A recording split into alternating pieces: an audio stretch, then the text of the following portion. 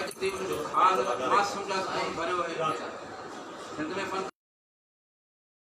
जाम इंशाअल्लाह ताला जो हाल कॾहिं न कॾहिं भरपूर हालांकि उन जो खानदान गाए थो अॼु वर्सी आहे बरसात असांजी सिंध धरती खे तमामु मुतासिर कयो आहे।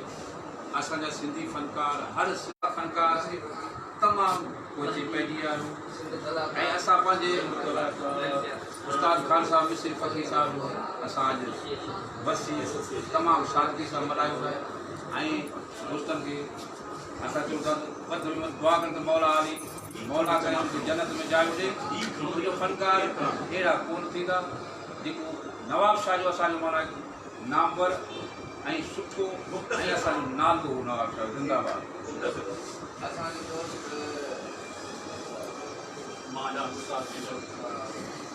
गुज़ारिश करूं असांजे नौजवान रागी ख़ालिद नवाब शाही के जेको पाण में मिठो आवाज़ रखे थो ऐं लोक फनकार आहे त हिकिड़ो अॼु जी नई टहीअ जो लोक फनकार पंहिंजे हिकिड़े लीजेंड खे पंहिंजे हिकिड़े असासे खे ऐं इहे जेके अज़ीम फनकार हुजनि था इहे असल में सिखियागर हुजनि था जिन खां सॼी ॼमार माण्हू उन्हनि जे आवाज़ जे ज़रिए ऐं उन्हनि जे आलापन जे ज़रिए सिखंदा रहनि था। ख़ालिद नवाब शाही अव्हां ॿुधायो त अव्हां असांजे खां केतिरो मुतासिर आहियो हुनजी कहिड़ियुनि रागड़ियुनि जे तव्हां टेक्निक्स खां मुतासिर थियो ऐं कीअं तव्हां हुनजे राग खे ॾिठो ॿुधो महसूसु कयो। साईं बिस्मिल्लाह रहमान रहीम।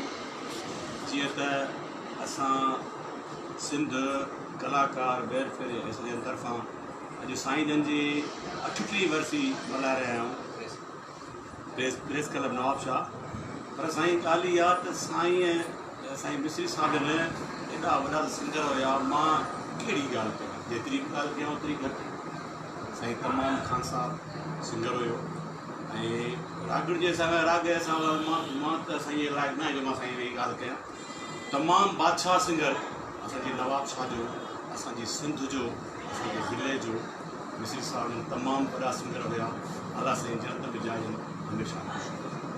हाणे असांजे विच में सिंध जे अज़ीम रागी घराणे मिस्री फ़कीर ख़ान साहब जे घराणे जो हिकिड़ो चश्म चिराग ऐं साईं मिस्री फ़कीर जे उन रस्ते खे उन वाट खे उन इश्क खे पंहिंजे रूह में हंडींदड़ सांढींदड़ ऐं साॻियूं ई सिकूं लाहींदड़ असांजो दोस्त गफ़ूर गुल जेको संदनी ख़ानदान जो फ़र्द आहे ज़ाहिद गुल असांजो दोस्त ज़ाहिद गुल जेको साईं मिस्री फ़कीर जे ख़ानदान सां ई तालुक़ु रखे थो ऐं पाण तमामु भलोड़ ॾाढो ख़ूबसूरत ऐं मिठो आवाज़ रखंदड़ न सिर्फ़ु रागी आहे पर कमाल जो कंपोज़र बि आहे शाइर बि आहे जीअं साईं मिस्री फ़कीर पाण हूंदा हुया। हिन में अलाह ताला ओतिरियूं ई सलाहियत रखियूं छाकाणि त हीअ हुनजे घर में रहिया हुनजे साम्हूं वॾा थिया जवान थिया सुरनि खे साज़नि खे पंहिंजे लाशऊर खां वठी शऊर ताईं महसूसु कयो। उन्हनि खे गुज़ारिश कंदासीं उन्हनि साईं जन खे कीअं ॾिठो ऐं उन्हनि मां छा छा पिरायो। साईं ज़ाहिद साहब। सफ़ा पहिरियां त असांजे कलाकार वेलफेयर एसोसिएशन शुक्रगुज़ार आहियां जंहिं असांजे हालात जेका हिन जिन हालात मां गुज़रे पई पर हुनजे बावजूदि जेको असांजे फ़कीर साहब खे ट्रिब्यूट पेश करण लाइ सभु दोस्त असीं हिते गॾु थिया आहियूं। दोस्तनि जे सहकार सां हिकु वॾी तकलीफ़ असीं करे रहिया आहियूं। मिस्री फ़कीर साहब जे हवाले सां त लफ़्ज़ कोन जी ॻाल्हाए सघां पर मखदूम तालुल मौला साईं जन जी चवाणी त फरमाईंदो आहे त आउं मोहम्मद ज़मा आहियां ऐं मिस्री फ़कीर तालुल मौला मूंखे मिस्री फ़कीर कयो। तालुल मौला साईं जन हुननि खे लक़ब ॾिनो ख़ुशि इल्हाल जो यानी सुठे गले जो मालिक। ऐं सदल किताब में साईं फरमायो त हिकिड़े सुठे गायक में जेके 5 ख़ूबियूं हुजणु घुरिजनि उहे 5 ख़ूबियूं मिस्री फ़कीर मूंखे नज़र आयो। त फ़कीर साहब जी घणमुखी शख़्सियत न सिर्फ़ु फनकार जी हद ताईं रही पर फ़कीर साहब सुठा शाइर अदीब उन सां गॾोगॾु सोशलिस्ट समाजी वर्कर तइलीम जे हवाले सां फ़कीर साहब ने तमामु वॾो कमु थियल आहे जेका अॼु आउं तव्हांजे तवसुत सां इहा ॻाल्हि ॿुधायां थो। शायदि कंहिं दोस्तनि खे ख़बर न हुजे, मुंहिंजे ख़्याल में हिम्मत सिंध जो को बि अहिड़ो कलाकार आर्टिस्ट कोन्हे जंहिंजे नाले सां को सरकारी इदारा हुजनि। पर मिस्री फ़क़ीर वाहिद फ़नकार आहे जंहिंजे नाले सां ॿ सरकारी इदारा आहिनि, गवर्नमेंट प्राइमरी स्कूल मिस्री फ़क़ीर बॉइज़ ऐं गवर्नमेंट प्राइमरी स्कूल गर्ल्स, जेके बाक़ाइदा 40 सालनि खां सभु क़यामकारी में फ़क़ीर साहिब जी हयाती में उहो स्कूल खुलिया जेके हुते हलनि पिया क़ाइम ऐं दाइम आहिनि। ऐं फ़क़ीर साहिब जे हवाले सां इहो ॿुधायां त सिंध में जेके तमामु घणा 2 स्कूल जेके मूसीक़ी जी दुनिया में मशहूरु थिया, उन्हनि में खोसारा उस्ताद मोहम्मद जुमल या उस्ताद मोहम्मद इब्राहिम सफ़र, उहो उन्हनि जो जेके कराची या कच्छ वारा जेके इलाइक़ा, पर असां वटि जेका अंदरूनी सिंध उन में वॾा जेके घराना सनबा आहिनि, उस्ताद मंदुली ख़ान ऐं मिस्री फ़क़ीर। उस्ताद मंदुली ख़ान जे जेको उन मां पैदा थिया वहीद अली ख़ान, मोहम्मद यूसुफ, अनवर हुसैन मिस्रो, केतिरा फ़नकार जेके उन जनम वरिता। ईअं असांजे फ़क़ीर साहिब मां फ़ोटोकार ज़रदारी, गुलाम हुसैन ज़रदारी, गुलाम रसूल लोहार या खोड़ सारा असीं नाचीज़ बि उन्हनि में ई शामिल आहियूं।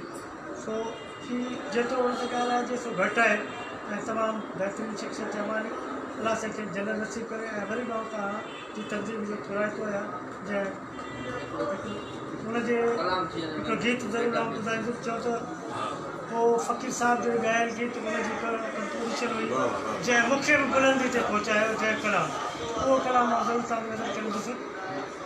पंहिंजी दर्दनि जी पंहिंजे सूरनि जी कंहिंसां ॻाल्हि करियां कंहिंखे दाह ॾियां, अलाह कंहिंसां ॻाल्हि करियां कंहिंखे दाह ॾियां। पंहिंजे दर्दनि जी पंहिंजे सूरनि जी कंहिंसां ॻाल्हि करियां कंहिंखे दाह ॾियां। ओ जो सबको पंहिंजा सूर सही मुझे सूरन जी को समझ ले, पल पल में परायन पूरन जी कैसा गाल करया हो के दाह दिया, कैसा गाल करया के दाह दिया। ये असांजा तमामु रागी साईं मिस्री फ़क़ीर जे ख़ानदान जा चश्म चिराग असांजो दोस्त वॾी प्यारो साईं साहिब गुल साहिब, जिन साईं जी शख़्सियत ते तमामु ख़ूबसूरत अंदाज़ सां भेटा पेश कई ऐं संदन शख़्सियत जा उहे लिकल पासा असां सां गॾु अवाम जे आॾो आंदा जिन खां शायदि असीं ऐं अवाम वाक़ुफ़ न हुजूं। आख़िर में आउं गुज़ारिश कंदुसि सॼो की हिन महफ़िल जी सदारत कंदड़ असां सभिनी जे प्यारे पीरी तमामु ख़ूबसूरत शाइर ऐं गॾोगॾु राजदी प्रोडक्शन जे रूह रवां सरवान मोहतरम साईं सैयद रियाज़ हुसैन शाह राहती साहिब खे उहे पंहिंजी सदारती राय ॾियनि, छाकाणि त साईं रियाज़ शाह पाण बि जेतिरो सुठो शाइर आहे ओतिरो ई ॼाण सां बि राग सां बि इश्क रखे थो, रागनि सां बि इश्क रखे थो। त हुन सिंध जे कमाल जे जादूगर फ़नकार रागी साईं मिस्री फ़क़ीर साहिब खे एज़ अ रागी, एज़ अ शाइर ऐं मौसीक़ार कीअं ॾिठो, कीअं महसूसु कयो साईं रियाज़ शाह साहिब? मोहब्बत मरंदी कान का, मोहब्बत मरंदी कान का, माण्हू मरी वेंदो ईअं थियो आहे अॻे पोइ जा। अॼु हिन कोड जे हालातुनि में सादगी सां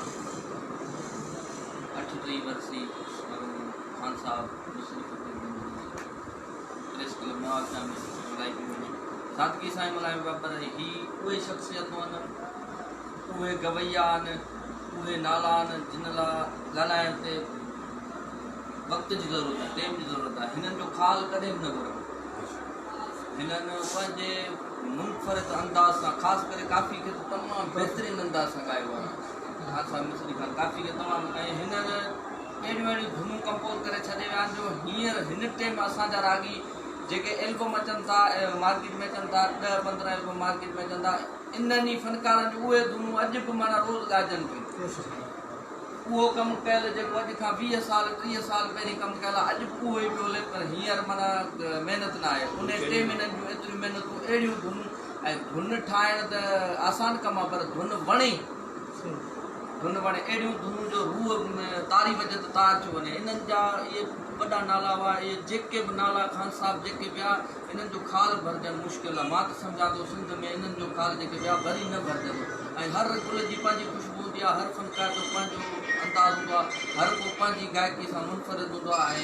ऐं हिन जे आवाज़ में त मिठास हो, पंहिंजो हिकिड़ो अलॻि मिठास हो, जहिड़ो नालो हुअसि मिस्री, ऐं ओड़ो ई जहिड़ो माखी मिस्री, ओड़ो मिठास हो। त इन्हनि जो खाल न भरबो। वधीक छा ॻाल्हि आहे, जिन्हनि ते ॻाल्हाइण लाइ टाइम खपे, वक़्तु खपे। अलाह साईं हुनखे जन्नत में जायूं ॾींदो। ऐं इनशाअल्लाह वरी जे हयाती रही त ईंदड़ साल जे सिंध में जेको ख़ुशहाली आहे, त वरी सही नमूने सां गॾिजी करे सुठी रियाज़ साहब ॻाल्हायो। असीं हिन वक़्तु जे सिंध जे अज़ीम